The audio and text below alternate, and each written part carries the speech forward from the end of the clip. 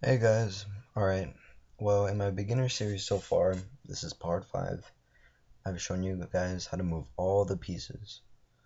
You're ready to play chess? Not yet.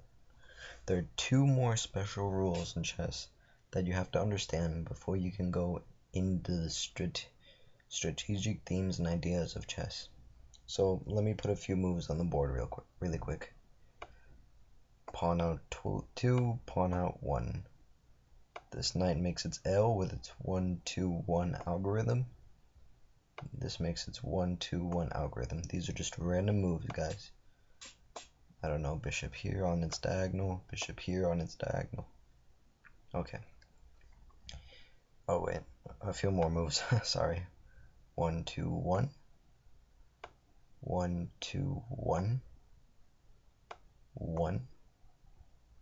1-2. 1-2-1.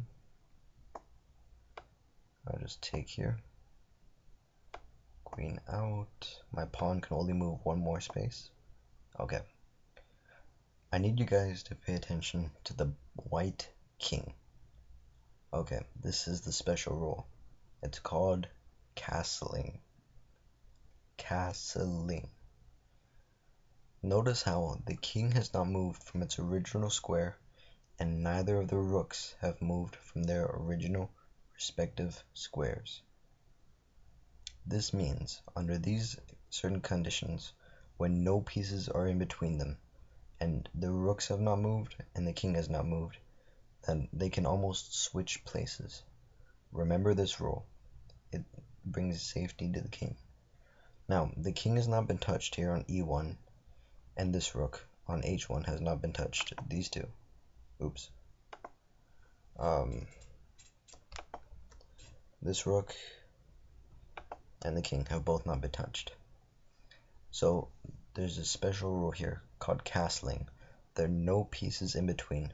So the king can go 2 moves to the right, and the rook will flip over on the other side. What did I just do? I did something called castling. And I can't undo my move for some reason. Okay. Here. The king and the rook have both not moved. This is a special rule. You have to keep this in mind. The king and the rook have not moved. So the king has the right to move over 2 spaces, and then the rook comes on top over it. This is all a one motion move, one move. It can only be done once a game. Vice versa on the other side with this rook. This rook the king will move over 2, and the rook will go over the king in one move. This is a very special rule, and it's very important that you understand it. If you don't understand it, just restart the video right now, because I'm moving on to the second rule, which is called En Passant. The name isn't that important if you can remember what it does. Let's say white moves his pawn out 1, right? Okay. I taught you that this pawn here on f7 and d7, these 2 pawns can move out 1 or 2, and this pawn can only eat like this.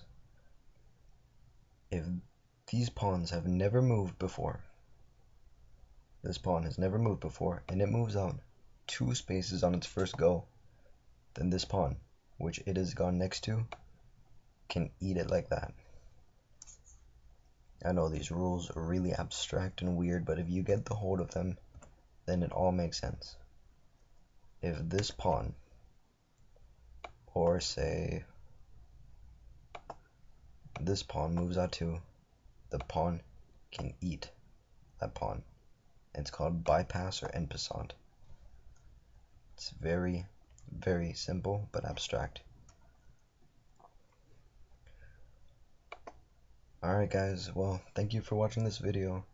I know these concepts are really abstract and weird and new, and it doesn't make any sense yet, but if you can grab a hold of these 2, two rules which most average people do not understand, cannot comprehend, then you can successfully tell all your friends that you know how to play chess.